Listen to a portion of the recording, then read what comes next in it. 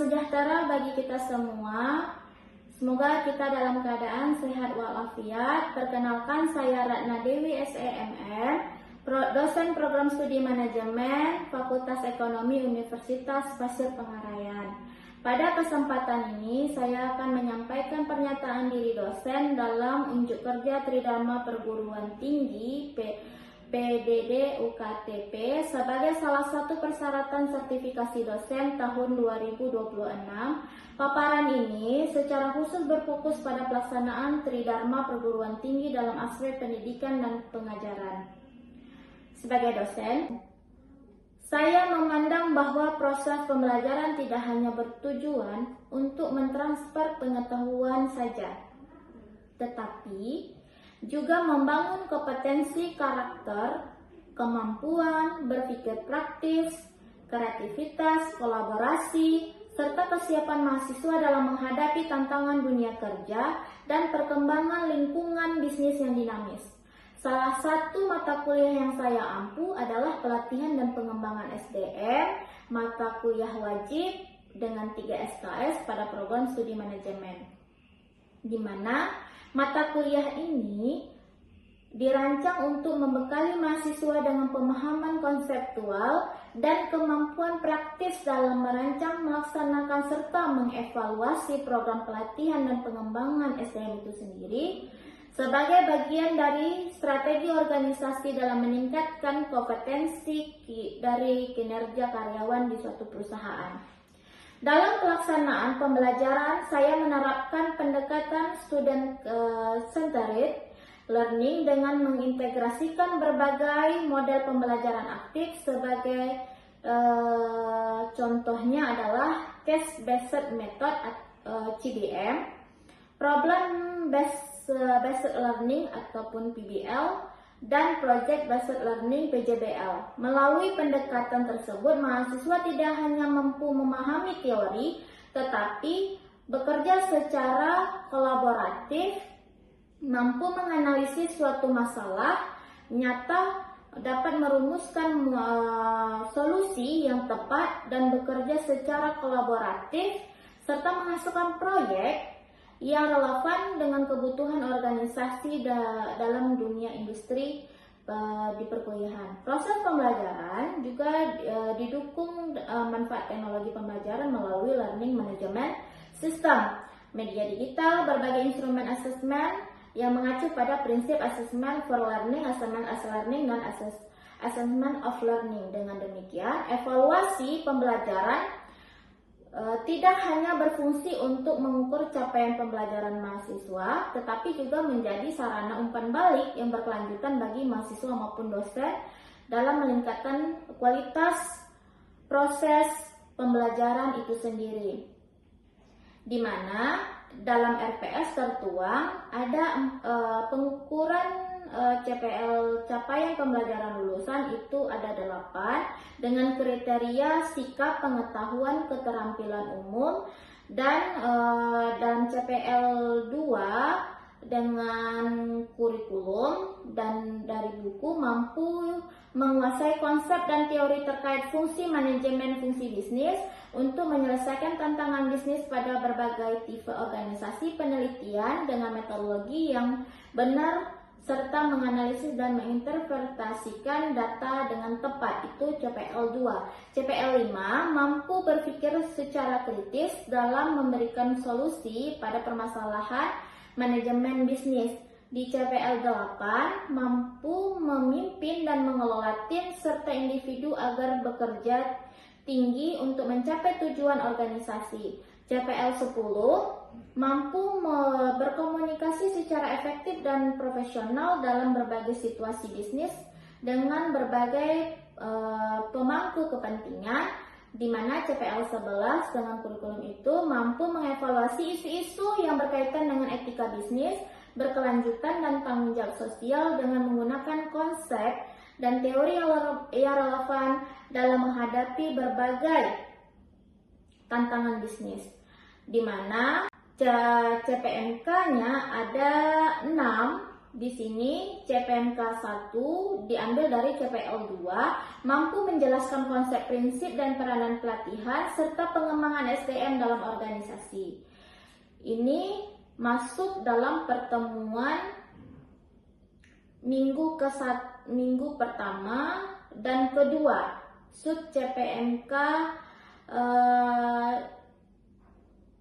2, di mana di sini mampu menganalisis kebutuhan pelatihan berdasarkan permasalahan organisasi dengan buku ajar dari pelatihan pengembangan SDM ini menurut Noer RA, Employee Training and Development, ada di Sler Human Resource Management, Sler tahun 2020 yaitu Human Resource Management, ada Blanchard PN Teacher dan GW Effective Training.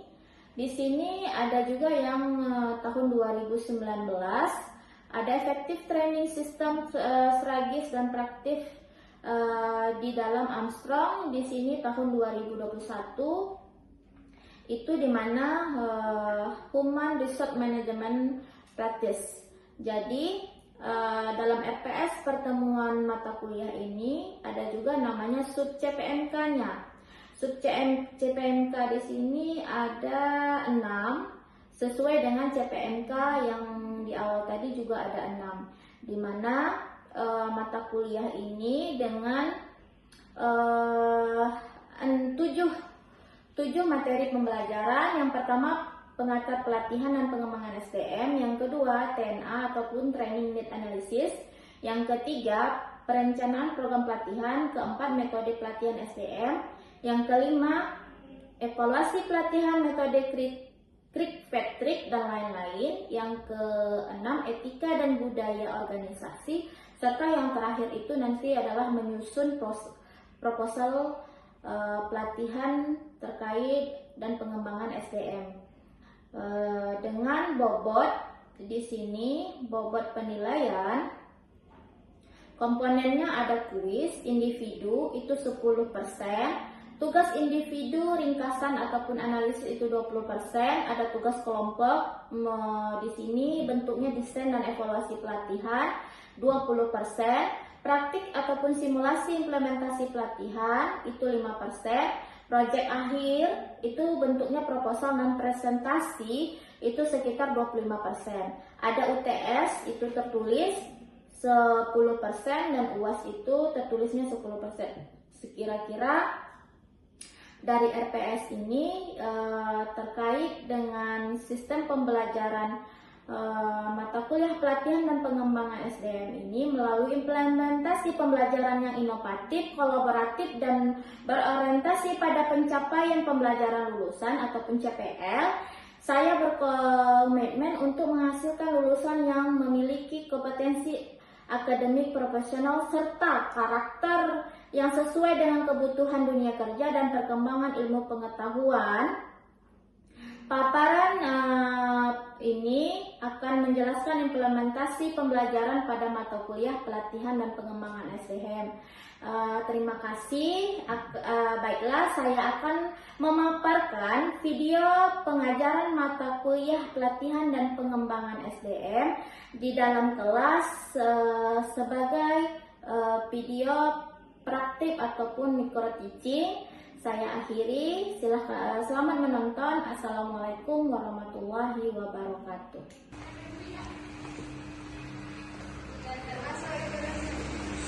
Assalamualaikum.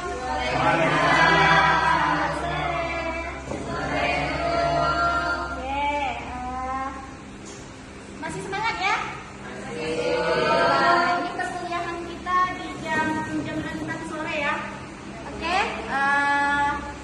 Mahasiswa Ibu, kita semester ini adalah semester 6 dengan mata kuliah pelatihan dan pengembangan SDM. Oke, yang harus perlu diketahui nanti ada terkait dengan materi dan RPS.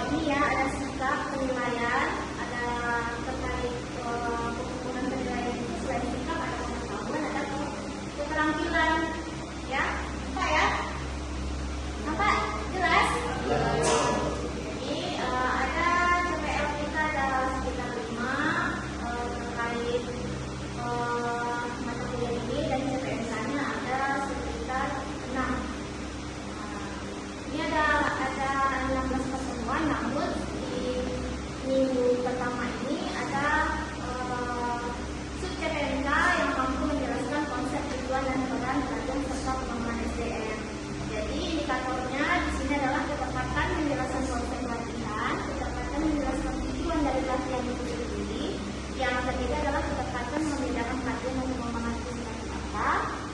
Dan yang terakhir adalah ketepatan penjelasan peran pelatihan itu. Nanti di sesi ini ada pertanyaan dari teman-teman ya, teman-teman mahasiswa sekalian. Di sini ada materi kita terkait pertemuan pertama itu pelatihan dan pengembangan sumber daya manusia itu sendiri. Nampak poin-poinnya? Jelas ya, yang perlu dicatat boleh dicatat rekan-rekan sekalian. Jadi pelatihan dan pengembangan yang dilakukan bagi peningkatan kualitas sumber daya manusia itu telah dilakukan ya dengan berbagai pendekatan yang bersifat profesional ya. Teori pelatihan itu sendiri nampak dilihat di sini adalah pelatihan adalah aktivitas yang dirancang untuk meningkatkan keahlian ataupun pengetahuan itu sendiri, pengalaman ataupun perubahan sikap seseorang individu. Pelatihan berkenaan dengan perolehan keahlian ataupun pengetahuan tertentu. Jadi dalam pelatihan ini ataupun pengembangan SDM ini boleh dibuka buku latihannya atau buku SDM ya. Jadi dalam materi ini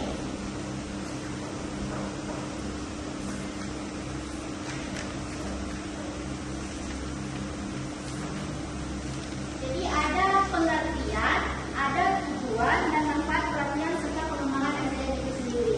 Jadi ada yang kita bahas itu analisis kebutuhan pelatihan atau PMA. Jadi ada dari bagian PMK mata kuliah ini ada namanya PMA. PMA ini adalah training with analisis atau analisis kebutuhan pelatihan.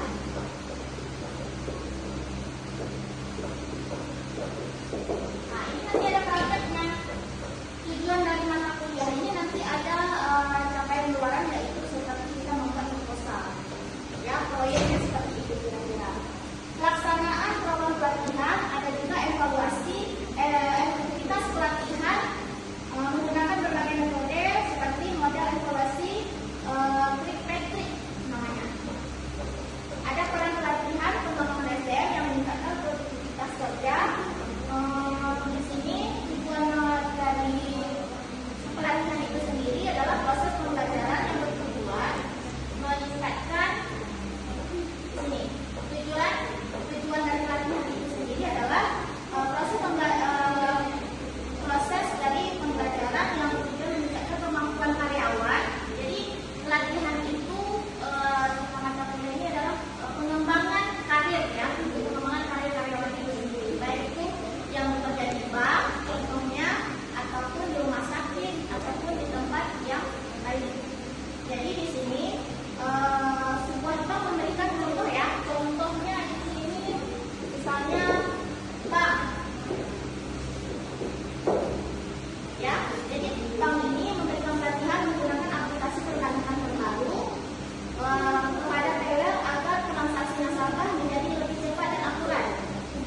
Jadi tercapai tujuan dari pelatihan adalah proses pembelajaran yang bertujuan meningkatkan kemampuan karyawan itu sendiri, yaitu di sini karyawan teller.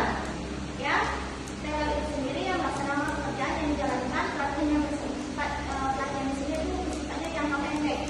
Fokus peningkatannya adalah keterampilan teknis. Kalau contoh pengembangan itu sendiri atau development, pengembangan ya. Kalau ini khusus pelatihan itu yang ibu sebutkan tadi contohnya adalah bank. Kalau pengembangan, contohnya di sini adalah supervisor ya. Pengembangan itu sendiri proses pembelajaran jangka panjang yang bertujuan meningkatkan kompetensi kepemimpinan dan kemampuan berpikir strategis agar karyawan itu siap menduduki jabatan yang lebih tinggi. Itu pengembangan. Jadi pertamanya itu dari pelatihan baru dikembangkan. Contohnya di sini Jadi seperti seorang supervisor yang mengikuti pelatihan kepemimpinan selama 6 bulan untuk mempersiapkan menjadi manajer. Jadi dia pelatihan, kalau yang pelatihan tadi kan, kalau yang trainer tadi cuma waktu singkat, jangka pendek ya. Kalau bang ini contohnya adalah jangkanya jangka pendek. Kalau supervisor ini contohnya dia tujuannya menjadi manajer. Jangka panjang 6 bulan gitu. Oke, kita lanjutkan di sini. Manfaat dari pelatihan itu ada meningkatkan kualitas dan kuantitas dari produktivitas, mengurangi waktu belajar yang diperlukan setiap individu untuk mencapai standar-standar kinerja yang diterima. Oke, yang kedua, menciptakan sifat loyalitas kerjasama yang lebih menguntungkan, memenuhi persyaratan-persyaratan perencanaan manusia (SDM) itu sendiri, membantu setiap individu dan peningkatan pengembangan pribadi mereka. Nampak ya, di situ ada beberapa poin. Cara menggunakan pelatihan. Jadi analisis kebutuhan pelatihan atau TNA di sini, di situ adalah analisis organisasi, apa yang dibutuhkan oleh perusahaan itu sendiri. Yang kedua, analisis pekerjaan. Kalau analisis pekerjaan, kira-kira apa yang dibutuhkan oleh analisis pekerjaan itu sendiri? Kalau analisis organisasi, yang dibutuhkan adalah perusahaan. Kalau analisis pekerjaan, berarti kompetensi yang dibutuhkan setiap jabatan.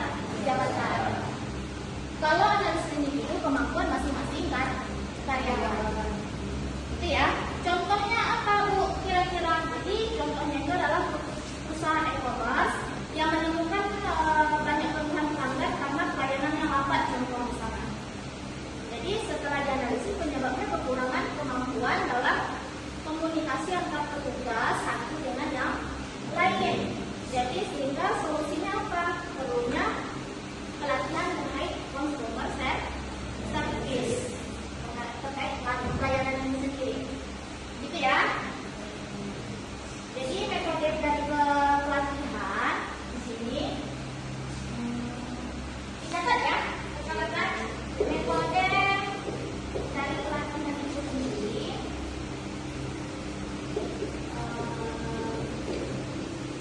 Metode pelatihan ada namanya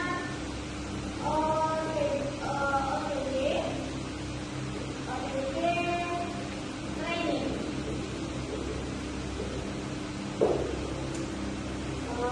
Yang kedua OTD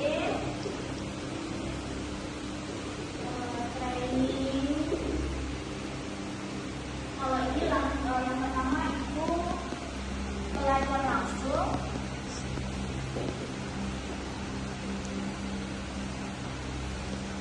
Saat bekerja. Kalau yang ini pelatihan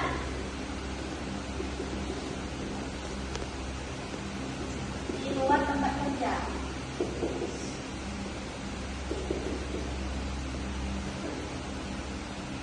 Ada namanya simulasi. Ada juga studi kasus. Ada juga role playing.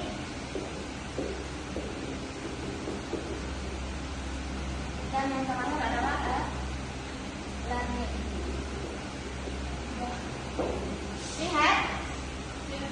Oke, boleh ya dicatat dulu yang perlu dicatat kira-kira terkait metode dari pelatihan itu sendiri.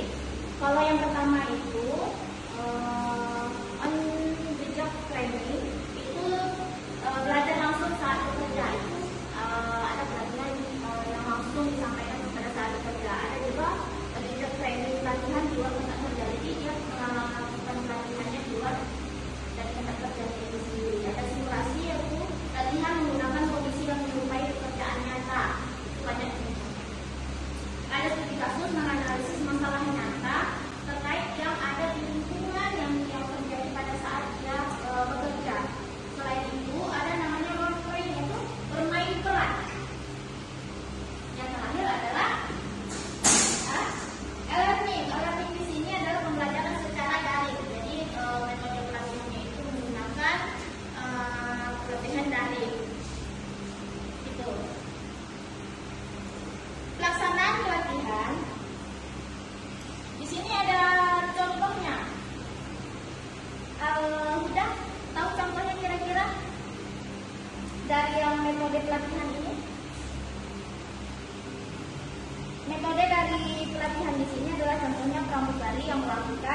simulasi penanganan keadaan darurat di pesawat sebelum bekerja secara langsung, gitu ya. Kalau pelaksanaan pelatihan, ada tahapan pelaksanaan meliputi ada 5. Yang pertama, kita tentukan dulu tujuan dari pelatihan. Yang kedua, menyiapkan materi dan instruktur dari materi untuk pelatihan itu sendiri. Yang ketiga, menentukan peserta. Yang keempat adalah melaksanakan pelatihan. Dan yang terakhir, yang kelima, memberikan praktik dan evaluasi. Contohnya ada yang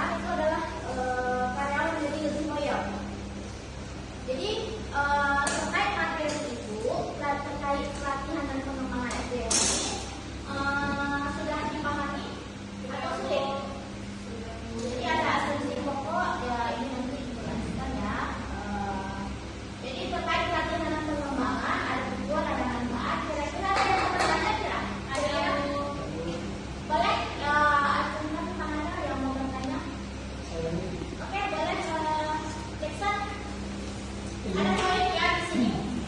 Katakan. Ini Bu mau bertanya Bu tentang terkait pelatihan SDM. Apa dampak jika perusahaan tidak melakukan pelatihan secara berkala? Oke, bagus pertanyaannya. Apa Bu kira-kira dampaknya jika perusahaan tidak melakukan pelatihan secara berkala? Otomatis jika perusahaan itu sendiri tidak menyelenggarakan pelatihan secara berkala, maka kemampuan ataupun kompetensi dari karyawan itu sendiri dapat tertinggal dari perkembangan teknologi sekarang ya. Teknologi sekarang sudah revolusi. Berapa? 4.0. Berapa Pak Erik? 4.0. Oke, jadi metode kerja maupun kebutuhan bisnis akibatnya jadi produksi dan kualitas pekerjaan itu akan lebih menurun. Itu akibatnya. Jadi contohnya di sini ada misalnya perusahaan tidak memberikan pelatihan mengenai teknologi digital kepada karyawan akan mengalami kesulitan untuk menerapkan sistem kerja yang berbasis digital. Jadi mungkin selama ini dia masih manual gitu. Kalau dia tidak dilakukan pelatihan secara berkala mungkin zaman sekarang, maka dia akan maka berdampak untuk perusahaan itu sendiri. Oke, paham sampai di sini Jason? Oke, ada lagi yang mau bertanya, boleh dikatakan? Oke, jadi boleh. Saya ingin bertanya, apa perbedaan antara pelatihan dan pengembangan itu sendiri? Apa perbedaan antara pelatihan dan pengembangan itu sendiri? Oke, pelatihan itu kegiatan yang berfokus pada peningkatan pengetahuan, keterampilan dan kemampuan karyawan agar dapat melaksanakan pekerjaan yang sedang dijalankan secara efektif dan efisien. Sedangkan pengembangan itu adalah merupakan proses pembelajaran yang bersifat jangka panjang. Jadi kalau pelatihan itu jangka pendek, kalau pengembangan itu jangka panjang untuk meningkatkan kompetensi, potensi, kemampuan berpikir, kepemimpinan dan kesiapan karyawan dalam menghadapi tanggung jawab atau posisinya. Contohnya gimana? Contohnya itu adalah pelatihan karyawan mengikuti pelatihan menggunakan aplikasi akuntan terbaru agar pekerjaan lebih cepat dan akurat. Kalau pengembangan karyawan itu seperti karyawan itu mengikuti program kepemimpinan atau leadership untuk mempersiapkan menjadi supervisor ataupun manajer yang berkompeten. Kira-kira seperti itu, Ben? Paham? Apa yang aku sampaikan? Oke, baiklah rekan-rekan mahasiswa sekalian. Rasa ikut untuk materi pertemuan pertama ini terkait pelatihan dan pengembangan SDM sudah cukup jelas kira-kira? Sudah. Paham ya dengan materi ini ya? Oke, untuk ini ada tugas. Boleh dicatat ya tugasnya untuk minggu depan. Boleh rekan-rekan mahasiswa sekalian. Pertama,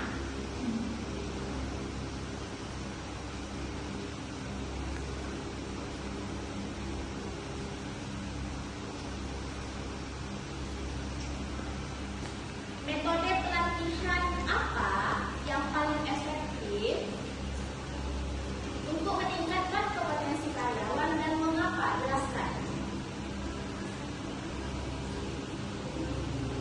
Yang kedua, apa peran manajer dalam mendukung keberhasilan pelatihan dalam pengembangan SDM itu sendiri? Jadi pertanyaan yang terakhir itu adalah jika setelah mengikuti pelatihan kinerja karyawan tidak meningkat, ya kan?